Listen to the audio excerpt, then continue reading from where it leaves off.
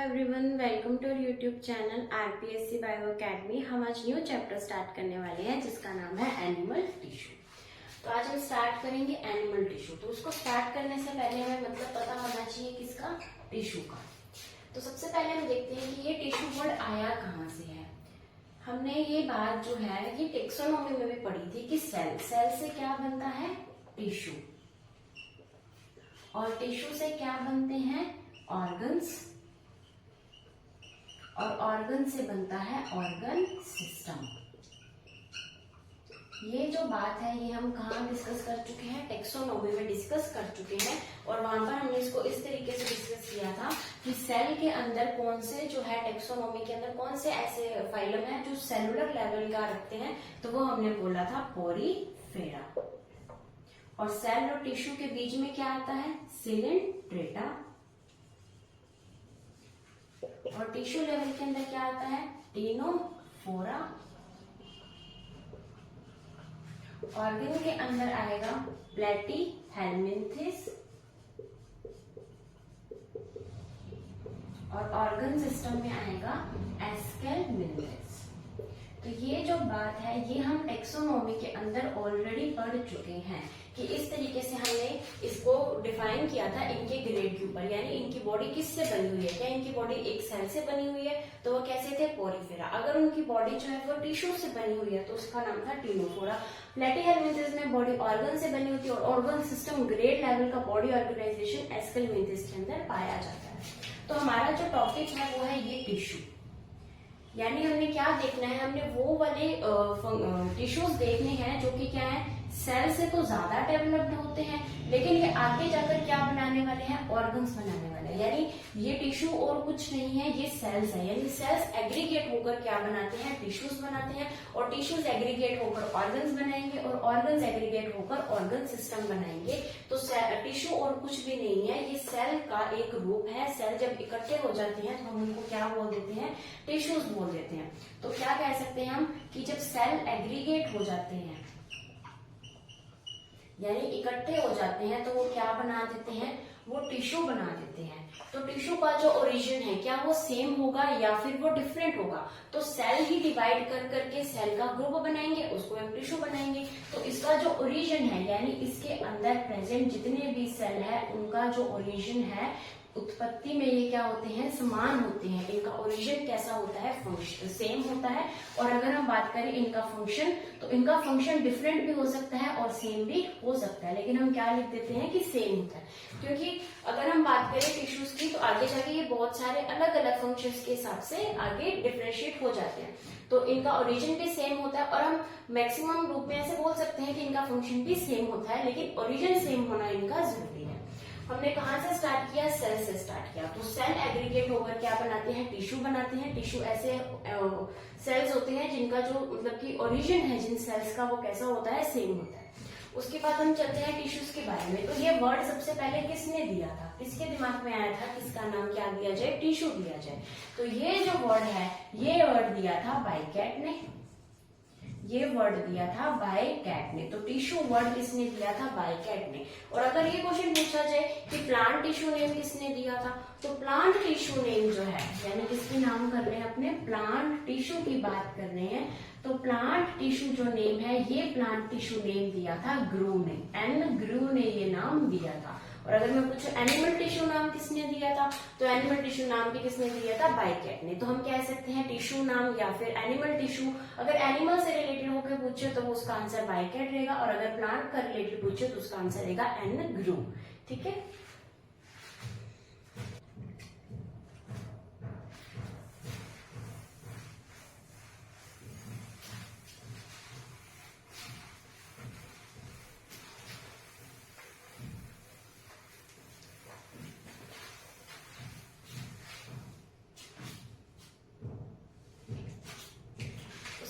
हमें पता होना चाहिए कि जो टिश्यू है उसकी स्टडी को क्या कहा जाता है। सबसे पहले हम ये देखते हैं कि टिश्यू नाम किसने दिया था।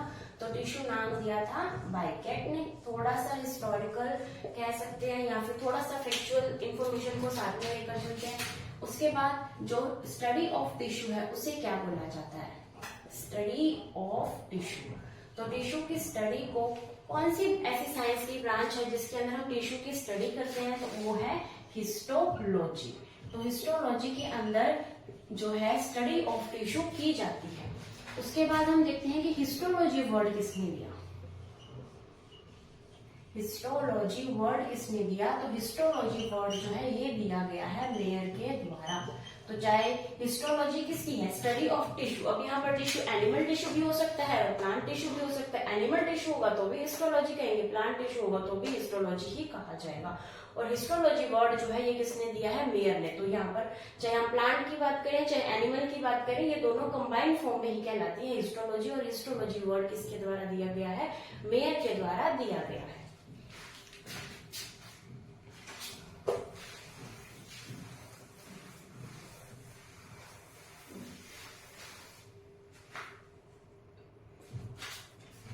हम बात कर रहे हैं एनिमल टिश्यू की। तो एनिमल टिश्यू को स्टार्ट करने से पहले हम एक डायग्राम बनाते हैं जिससे कि हमारे माइंड में थोड़ा सा समझ आ जाएगा कि हमने आखिर पढ़ना क्या। तो हम डायग्राम बना रहे हैं हमारी स्किन का, यानी हमारी स्किन का हम क्या बनाएंगे? अभी डायग्राम बनाएंगे। तो ये हम बना रहे हैं एपिडर्मिस। हमारे स्किन की सबसे ऊपरी परत क्या होती है? एपिडर्मिस। तो ये हम क्या बना रहे हैं? एपिडर्मिस बना रहे हैं। और एपिडर्मिस के नीचे प्रेजेंट होती है एक बेसमेंट मेम्ब्रेन। ये क्या बनाई हमने? एक बेसमेंट मेम्ब्रेन। और एपिडर्मिस के नीचे क्या प्रेजेंट होती है? डर्मिस प्रेजेंट होती है।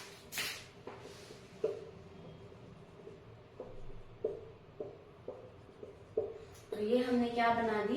डर्मिस बना दी। ये क्या है हमारे सामने? एपिडर्मिस। और ये है हमारे सामने बेसमेंट मेम्ब्रेन।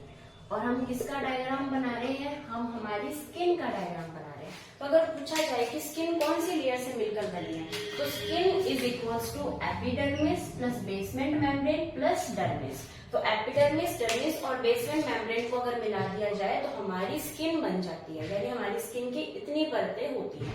अब क्या डर्मिस के नीचे क्या प्रेजेंट होता है? तो अगर हम बात करें डर्मिस के नीचे, तो डर्मिस के नीचे एक और लेयर प्रेजेंट होती है,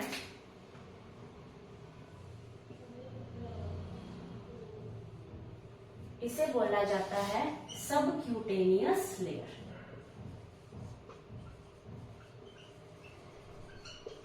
और इस सबक्यूटेनियस लेयर के नीचे हमारी आ जाती हैं मसल्स।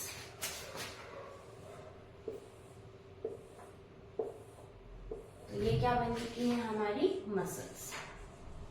तो इस तरीके से हम कह सकते हैं हमारी स्किन या हमारी स्किन के नीचे कौन कौन सी लेयर्स प्रेजेंट होती है।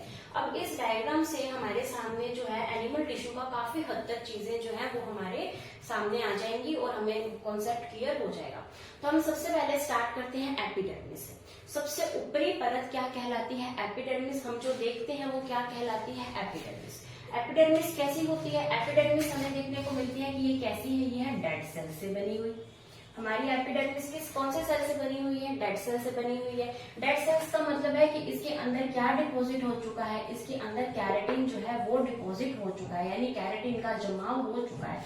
हम स्किन की बात कर रहे हैं तो स्किन के ऊपर वाले सेल्स जो होते हैं वो डेड होते हैं। क्यों डेड होते हैं? क्योंकि वहां पर कैरेटिन डिपॉजिट हो गया। और इस प्रोसेस को क्या बोला जाता है? कॉर्निफिकेशन। यानी जो कैरेटिन का जमाव जो हमारी स्किन के ऊपर होता है उसे बोला जाता है कॉर्निफिकेशन। तो कैरेटिन का डिपॉजिट हो गया, ऊपर वाले सेल्स हमें दिख रहे हैं। क्या हमें इनके अंदर कोई इंटरसेलुलर स्पेस दिख रहा है? तो नहीं। तो यहाँ पर हम कह सकते हैं नो इंटरसेलुलर स्पेस। हमें यहाँ पर कोई भी इंटरसेलुलर स्पेस देखने को नहीं मिल रहा।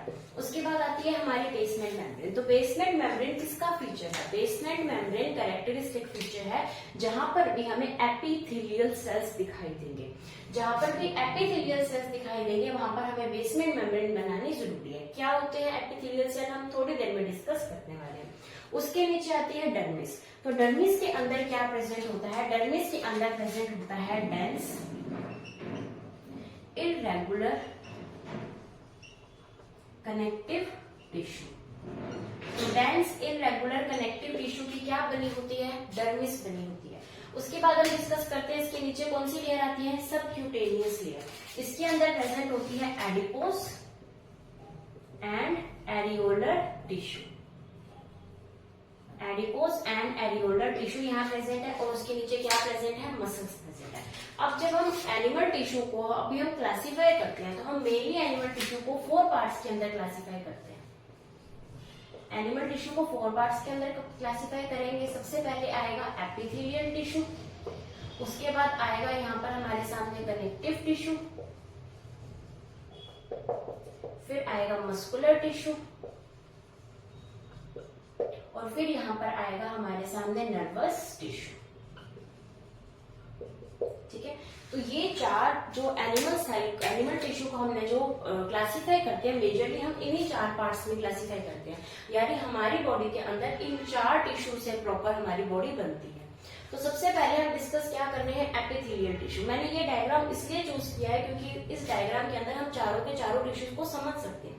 सबसे पहले क्या है एपिथेलियल टिश्यू। एपिथेलियल का मतलब होता है किसी के ऊपर, एपी का मतलब होता है ऊपर, थीलियल का मतलब होता है ग्रो करना, यानी किसी दूसरे लेयर के ऊपर ग्रो करना क्या कहलाता है, एपिथेलियल टिश्यू। तो अगर यहाँ से हम देखें तो एपिथेलियल टिश्यू कौन सा दिखाई दे रहा है, एपिथेलियल टिश्यू दिखाई दे रहा है हमें ये वाला। तो ये टिश्यू कौन सा है, ये टिश्यू है एपिथेलियल टिश्यू। हमने ये कैसे पहचाना है ये एपिथेलियल टिश्यू है, हमने इसको इस तरीके से पहचाना क्योंकि एपिथेलियल टिश्यू किसी और टिश्यू के ऊपर ग्रो करता है। तो ये हमारे सामने बाकी टिश्यूज हैं, तो बाकी टिश्यू के ऊपर ग्रो करने वाला टिश्यू क्या कहलाता है, एपिथेलियल टिश्यू। और एपिथेलियल टिश्यू की सबसे अच्छी पहचान है कि एपिथेलियल टिश्यू बेसमेंट मेम्ब्रेन के बिना नहीं पाया जाता। तो बेसमेंट मेम्ब्रेन के ऊपर जो भी टिश्यू प्रेजेंट होगा उसका नाम क्या होता है, एपिथेलियल टिश्यू।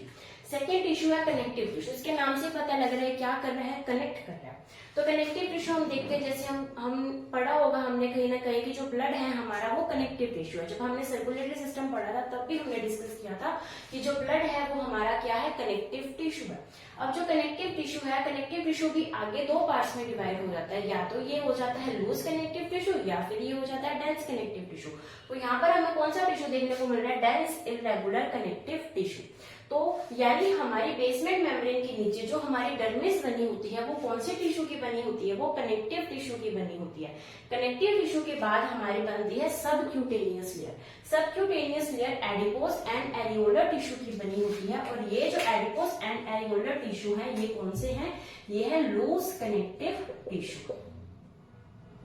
किसके हैं, लूज कनेक्टिव टिश्यू। यानी हमारे जो कनेक्टिव टिश्यू थे वो कौन से थे, एक तो लूज था और एक डेंस। हम इसको आगे जब डिवाइड करेंगे, अभी हम इसको अच्छे से चार्ट को बनाएंगे, तो ये किसके 2 पार्ट से मिलकर बनती है। लूज कनेक्टिव टिश्यू भी हो सकता है, डेंस कनेक्टिव टिश्यू भी हो सकता है। डेंस हमने ऊपर पढ़ लिया, लूज हमने यहाँ पढ़ लिया। तो लूज किसका बना होता है, एडिपोज एंड एरियोलर टिश्यू का मिलकर क्या बनता है, सबक्यूटेनियस लेयर। डर्मिस के यानी स्किन के अंदर क्या बनती है, सबक्यूटेनियस लेयर। वैसे क्या बनता है, लूज कनेक्टिव टिश्यू, एडिपोज और एरियोलर टिश्यू, 2 टिश्यूज पाए जाते हैं। उसके बाद क्या आती है, मसल्स। मसल्स कौन सा टिश्यू बनाएंगी, मसल्स बनाएंगी मस्कुलर टिश्यू, और इनके अंदर हमारी क्या रहती है, नर्व की सप्लाई रहती है। तो नर्व की सप्लाई किससे बनेगी, नर्वस टिश्यू से बनेगी। और अगर हम यहाँ पर डिस्कस करें कि ये वाले सेल्स कैसे हैं, डेड सेल्स है। क्यों डेड सेल्स है, क्योंकि इनके अंदर केराटिन डिपॉजिट है। हम ये एपिथेलियल सेल्स की बात नहीं कर रहे, हम यहाँ पर एपिडर्मिस की बात कर रहे हैं, है ना। तो ये किसके बारे में लिखा हुआ है, एपिडर्मिस के बारे में लिखा हुआ है। एपिडर्मिस एक तरीके का एपिथेलियल टिश्यू है। इस डायग्राम से हमें चारों का एक एक पार्ट हमें यहाँ पर समझने को मिल रहा था, इसलिए ये डायग्राम बनाया गया है। इसका मतलब ये नहीं है कि ये सारे टिश्यूज इसके अंदर कवर हो रहे हैं, इन सबका एक एक एग्जाम्पल इसके अंदर है। तो अगर मैं बात करूं एपिडर्मिस की, तो ये कैसे हैं, डेड सेल्स है। केराटिन इनके अंदर डिपॉजिट हो गया, इसकी वजह से ये डेड सेल्स है। और यहाँ पर क्या है, ब्लड सप्लाई और नर्व सप्लाई इस एपिडर्मिस के अंदर नहीं हो पाती, यानी कि इनका ये जो हम क्या कहते हैं, हमने जब सर्कुलेशन पढ़ा था तो हमने डिस्कस किया था कि हर सेल जो है वो किससे होता है, आर्टरीज और वेन्स के साथ अटैच होता है, जिससे क्या हो सके, डिफ्यूजन हो सके, उनको ऑक्सीजन पहुंच सके, उनसे CO2 ले सके। लेकिन जो ये एपिडर्मिस के सेल्स है ना, इन सेल्स के पास ऐसा नहीं होता। क्यों, क्योंकि ये सेल्स कैसे हैं, डेड सेल्स हैं। तो इनको जो हम प्रोवाइड करवाते हैं, हम क्या प्रोवाइड करवाएंगे, यहाँ पर ब्लड वेसल्स को प्रोवाइड करवाएंगे या फिर नर्वस टिश्यू को करवाएंगे। तो यहाँ से जो निकलने वाली जो ब्लड वेसल्स हैं या फिर हम कह सकते हैं नर्व्स हैं, वो इन्हें क्या प्रोवाइड करवाती हैं, न्यूट्रिशन न्यूट्रिशन प्रोवाइड करवाती है। यानी अगर हम बात करें एपिडर्मिस, हमारे स्किन की ऊपर वाली परत को न्यूट्रिशन कौन प्रोवाइड करवा रहा है, तो इसके नीचे प्रेजेंट डर्मिस के अंदर जो dense irregular connective tissue present है वो प्रोवाइड करवा रहा है। ठीक है, तो ये हमने किसके बारे में पढ़ा, ये हमने पढ़ा एनिमल टिश्यू के बारे में। एनिमल टिश्यू कितने तरीके का होता है, तो आई होप इसके अंदर आपको समझ में आया होगा कि हमारा टिश्यू 4 तरीके का होता है और वो हमारे अंदर किस तरीके से प्रेजेंट होता है। अगर ये सारी चीजें हमें नहीं समझ में आई कि कैसे डेड सेल है, कैसे केराटिन डिपॉजिट है, कैसे ये जा रहा है, तो ये चीजें बारी बारी डिस्कस हम इस चैप्टर में करने वाले हैं। इस डायग्राम के अंदर हमने सिर्फ इतना समझना है कि 4 तरीके के सेल्स जो है वो टिश्यूज जो है वो हमारी बॉडी के अंदर पाए जाते हैं और वो कैसे कैसे पाए जाते हैं। एपिथेलियल का मतलब होता है दूसरे के ऊपर पाया जाने वाला, सबसे पहली बात ये याद होनी चाहिए। फिर उसके बाद इसके लिए बेसमेंट मेम्ब्रेन का होना जरूरी है। तो ये एपिथेलियल टिश्यू के बारे में हमें सिर्फ अभी इतनी बात पता होनी चाहिए। फिर आता है कनेक्टिव टिश्यू, यानी एपिथेलियल के टिश्यू के नीचे क्या प्रेजेंट होता है, कनेक्टिव टिश्यू। हमने कहा एपिथेलियल दूसरों के ऊपर होता है तो वो किसके ऊपर ही होगा, कनेक्टिव टिश्यू के ऊपर होगा। यानी एपिथेलियल के टिश्यू के नीचे कौन सा टिश्यू पाया जाता है, कनेक्टिव टिश्यू। और ये 2 तरीके का होता है, एक होता है लूज, एक होता है डेंस। क्या होता है लूज, क्या होता है डेंस, क्या है एग्जाम्पल हम डिस्कस करने वाले हैं। फिर आएगा मस्कुलर टिश्यू। मस्कुलर टिश्यू जो मसल्स के अंदर प्रेजेंट होता है वो क्या होता है, मस्कुलर टिश्यू। उसके बाद आएगा नर्वस टिश्यू। नर्वस टिश्यू जो इसके अंदर नर्व्स की सप्लाई होती है वो किस तरीके से होती है, कैसे न्यूरॉन होता है, वो उन सब के बारे में भी हम आने वाली क्लासेस में डिस्कस करेंगे। ठीक है, तो अब इसके साथ ही हम एक बार इसका एक फ्लो चार्ट बनाते हैं जिससे हमें और समझ में आ सके।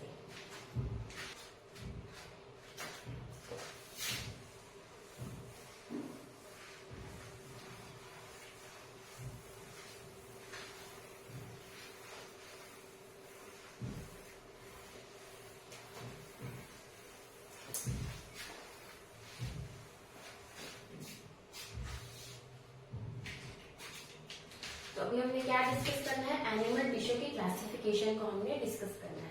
तो एनिमल टिश्यू हमारी बॉडी में मेजरली कितने टाइप से हमने डिवाइड किया हुआ है, 4 के अंदर हमने डिवाइड किया हुआ है। ठीक है, सबसे पहले आएगा एपिथेलियल टिश्यू। एपिथेलियल टिश्यू आएगा। सेकेंड आएगा यहाँ पर हमारे पास कनेक्टिव टिश्यू।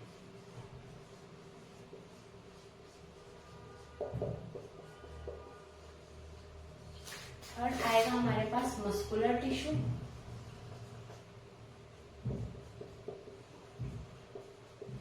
फिर आएगा हमारे पास नर्वस टिश्यू।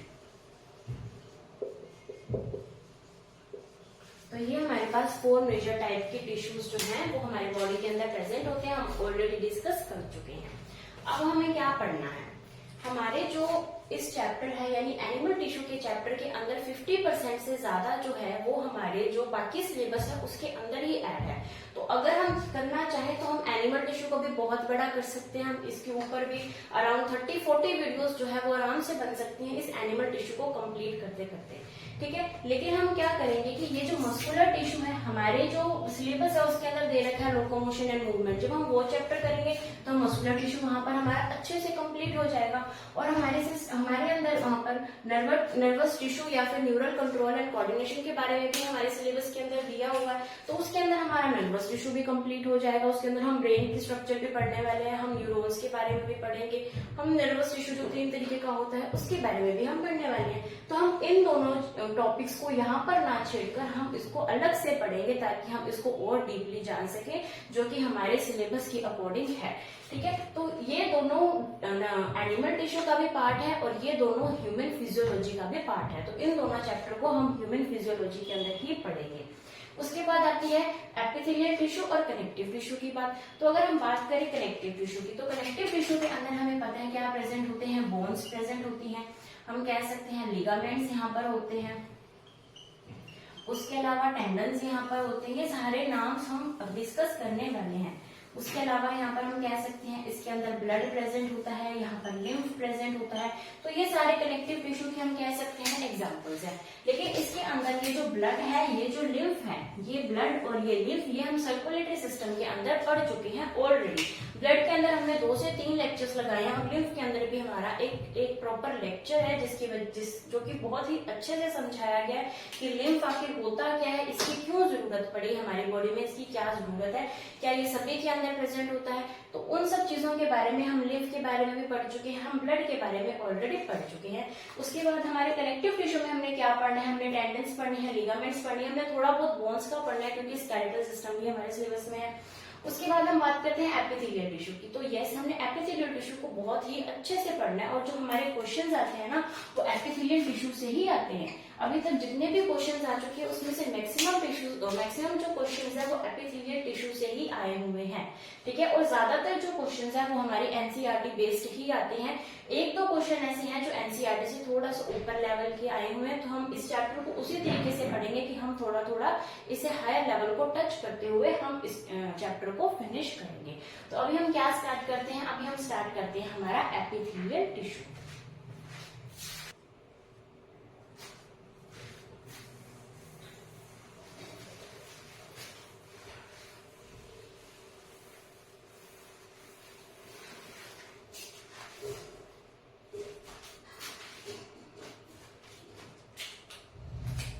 क्या डिस्कस करते हैं, एपिथेलियल टिश्यू।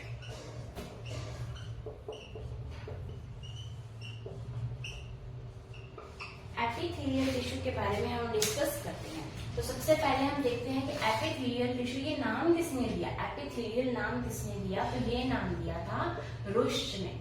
किसने दिया था, रुश्च ने ये नाम दिया था एपिथेलियल टिश्यू।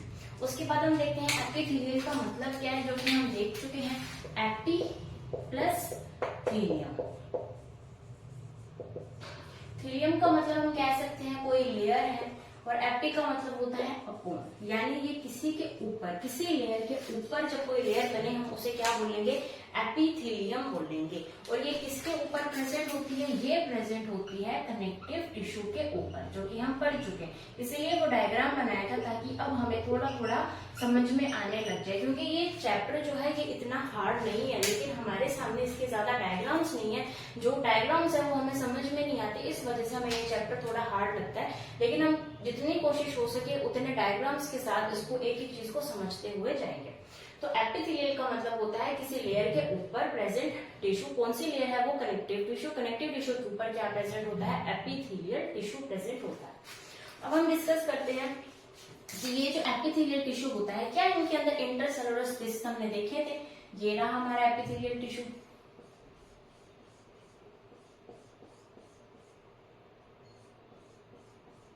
ठीक है। क्या इनके अंदर इंटरसेलुलर स्पेसेस प्रेजेंट है, तो नहीं। इनके अंदर इंटरसेलुलर स्पेसेस जो है वो क्या होते हैं, एब्सेंट होते हैं। इंटरसेलुलर स्पेसेस इनके अंदर क्या होते हैं, एब्सेंट होते हैं। क्या इनके अंदर ब्लड सप्लाई थी, तो नहीं। यहाँ पर क्या था, नो ब्लड सप्लाई। इनके अंदर किसी भी तरीके की ब्लड सप्लाई हमें देखने को नहीं मिल रही। तो फिर इनको न्यूट्रिशन कौन प्रोवाइड करवाएगा, इनको न्यूट्रिशन प्रोवाइड करने के लिए कौन प्रेजेंट है, यहाँ पर नीचे प्रेजेंट है कनेक्टिव टिश्यू। डर्मिस किसकी बनी होती है, डेंस इर्रेगुलर कनेक्टिव टिश्यू। तो कनेक्टिव टिश्यू इसके नीचे प्रेजेंट है और यही कनेक्टिव टिश्यू इसको क्या प्रोवाइड करवाएगा, ब्लड सप्लाई प्रोवाइड करवाएगा, क्योंकि ये खुद ब्लड सप्लाई नहीं ले सकते। उसके बाद हम डिस्कस करते हैं कि ये कहाँ कहाँ प्रेजेंट होता है, यानी एपिथेलियल टिश्यू हमारी बॉडी में कहाँ प्रेजेंट हमें देखने को मिलता है। तो अगर हम बात करें एपिथेलियल टिश्यू की, अभी हमने डिस्कस किया कि ये कहाँ प्रेजेंट हुआ, हमारी स्किन के ऊपर प्रेजेंट होगा, यानी हमारी स्किन के ऊपर क्या प्रेजेंट है, एपिथेलियल टिश्यू प्रेजेंट है। अब हमारी स्किन की अगर हम बात करें, आउटर लाइनिंग जो हमें देखने को मिल रही है वो भी एपिथेलियल टिश्यू की बनी हुई है, प्लस इसकी जो इनर लाइनिंग है वो भी एपिथेलियल टिश्यू की बनी हुई है, यानी अंदर से भी ये कैसी है, एपिथेलियल टिश्यू की ये बनी हुई है। आउटर लाइनिंग भी एपिथेलियल टिश्यू की है, इनर लाइनिंग भी एपिथेलियल टिश्यू की है। उसके अलावा हमारी बॉडी के अंदर जो होलो ऑर्गन्स हैं वो भी इसके द्वारा लाइंड होते हैं, होलो ऑर्गन्स लाइंड होते हैं। जैसे कि हमने बात की थी लंग्स, हमने जो है रेस्पिरेटरी सिस्टम पढ़ लिया था। लंग्स के अंदर हमने इसकी जो प्लूरल मेम्ब्रेन है उसको 2 पार्ट्स के अंदर डिवाइड किया था, और जो अंदर वाली मेम्ब्रेन थी जिसको हमने क्या नाम दिया था, विसरल पैराइटल मेम्ब्रेन के अंदर हमने क्या बोला था, ये किसकी बनी होती है, ये बनी होती है स्क्वेमस एपिथेलियम की। हम ये चीज डिस्कस कर चुके हैं कि जो लंग्स है, लंग्स की जो विसरल जो उसकी लेयर है यानी इनर वाली लेयर है वो किसकी बनी होती है, स्क्वेमस एपिथेलियम की। उसके अलावा हमने हार्ट पढ़ा था, तो हार्ट की जो इनर लाइनिंग थी वो भी हमने किसकी पढ़ी थी, वो भी हमने पढ़ी थी कि स्क्वेमस एपिथेलियम की बनी होती है। तो हार्ट की इनर लाइनिंग भी किसकी बनी होती है, स्क्वेमस एपिथेलियम की बनी होती है। स्क्वेमस क्या होता है ये सब डिस्कस करने वाले, हमें अभी सिर्फ इतना पता होना चाहिए कि एपिथेलियम हमारी बॉडी में कहाँ कहाँ प्रेजेंट है। तो एपिथेलियम जो है वो हमारी बॉडी में सबसे पहले स्किन की आउटर और इनर लाइनिंग दोनों बनाता है, यानी ऊपर से भी स्किन एपिथेलियम से, और स्किन जो सबसे नीचे है स्किन का लास्ट पार्ट वो भी किससे बना होता है, इनर एपिथेलियल टिश्यू से बना होता है। होलो ऑर्गन्स जो है वो भी इसके द्वारा लाइंड होते हैं, जैसे कि लंग्स है, जैसे कि हार्ट है, तो इनकी इनर लाइनिंग भी किसकी बनी होती है, इसी की बनी होती है। अगर हम बात करें एपिथेलियल टिश्यू की, अभी हम इससे आगे चलते हैं।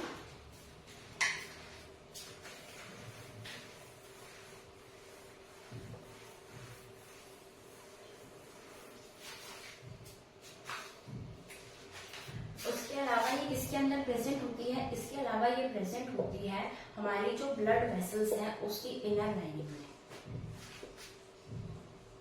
ब्लड वेसल्स की इनर लाइनिंग के अंदर भी क्या प्रेजेंट होती है, ये एपिथेलियम प्रेजेंट होती है। और इस एपिथेलियम को हम एक स्पेसिफिक नाम देते हैं जो कि हम पहले ही डिस्कस कर चुके हैं सर्कुलेटरी सिस्टम में, जिसका क्या नाम है, एंडोथेलियम। तो एंडोथेलियम एक प्रकार की एपिथेलियम ही है, लेकिन जो ब्लड वेसल की इनर लाइनिंग है उसको एक स्पेशल नाम दे दिया हमने, एंडोथेलियम। उसके अलावा हमने क्या पढ़ा था, हमने जो है प्लूरल कैविटी के बारे में पढ़ा था, प्लूरल चैम्बर कह लो, पेरिटोनियल चैम्बर कह लो, पेरिकार्डियम कह लो। तो ये क्या चीज है, ये सारी लेयर्स हैं। ये पेरिकार्डियम हार्ट की लेयर है, पेरिटोनियल एलिमेंट्री कैनाल वाली लेयर है, और प्लूरल लंग्स की लेयर है। तो ये वाली जो लेयर्स हैं ये भी किससे लाइंड होती हैं, एपिथेलियम से लाइंड होती हैं, लेकिन इसका नाम अलग हो चुका है जो कि है मीजोथेलियम। यानी मीजोथेलियम भी एपिथेलियम का पार्ट है और एंडोथेलियम भी एपिथेलियम का ही पार्ट है। एंडोथेलियम का मतलब है ब्लड वेसल्स की इनर लाइनिंग, मीजोथेलियम का मतलब है प्लूरल, पेरिटोनियल, पेरिकार्डियम। ये जो कैविटीज हैं ये भी किससे बनी होती हैं, एपिथेलियल टिश्यू से बनी होती हैं। और हम ये चीज ऑलरेडी डिस्कस कर चुके हैं कि ये वाली जो है पेरिकार्डियम, पेरिटोनियल, प्लूरल, ये किसकी बनी होती है, ये बनी होती है मीजोडर्मल ओरिजिन होता है इनका। हमारा कंप्लीट सर्कुलेटरी सिस्टम किसका बना होता है, मीजोडर्म का बना होता है, और ये सारी कैविटीज भी मीजोडर्म की बनी होती है। ब्लड वेसल्स भी किसकी बनी होती है, मीजोडर्म की बनी होती है। ब्लड वेसल्स भी किसकी बनी होती है, मीजोडर्म की बनी होती है। स्किन किसकी बनी होती है अगर हम बात करें तो ये एक्टोडर्म की बनी होती है, ठीक है। उसके अलावा हम बात करें कि यानी अगर हम एक एपिथेलियल टिश्यू की बात करें तो एपिथेलियल टिश्यू जो है वो एक्टोडर्म, मीजोडर्म और एंडोडर्म तीनों जर्म लेयर से मिलकर बनता है। एक्टोडर्म, मीजोडर्म, एंडोडर्म, यानी जितने भी एपिथेलियल टिश्यू के डेरिवेटिव्स हमारी पूरी बॉडी के अंदर प्रेजेंट है वो ज्यादातर जो है वो एक्टो, मीजो, एंडो मतलब इन तीनों के मिक्सचर से ही बने होते हैं। ये हमने क्यों डिस्कस किया, क्योंकि हम आने वाले लेक्चर्स में कनेक्टिव टिश्यू को पढ़ने वाले, तो कनेक्टिव टिश्यू कंप्लीटली मीजोडर्म से बना होता है। इसलिए हमें इनके अंदर एक माइनर सा डिफरेंस है जो हमें पता होना चाहिए कि एपिथेलियल टिश्यू जो है वो एक्टो, मीजो, एंडो तीनों जर्म लेयर से बना होता है, लेकिन जो कनेक्टिव टिश्यू है वो किससे बना होगा, मीजोडर्म से बना होगा। जो मस्कुलर टिश्यू हम 3rd नंबर पे पढ़ेंगे वो भी किससे बना होगा, मीजोडर्म से बना होगा। और उसके बाद हम पढ़ने वाले नर्वस सिस्टम वो कंप्लीटली एक्टोडर्म से बना होगा। तो ये हमने पढ़ा कि ये कैसे प्रेजेंट होते हैं, एक्टोडर्म, मीजोडर्म और एंडोडर्म से बने हुए होते हैं, ठीक है। उसके बाद अगर हम बात करें कि एपिथेलियल टिश्यू के अंदर ये जो बनने वाली लेयर्स हैं ये सबसे पहले यानी एम्ब्रियोनिक स्टेज में सबसे पहले कौन सी लेयर बनती है, तो एम्ब्रियोनिक स्टेज में सबसे पहले कौन सा टिश्यू बनेगा, एपिथेलियल टिश्यू। तो एम्ब्रियोनिक स्टेज में सबसे पहले बनने वाला टिश्यू कौन सा है, एपिथेलियल टिश्यू ही है, ठीक है। अभी हम इससे आगे चलते हैं।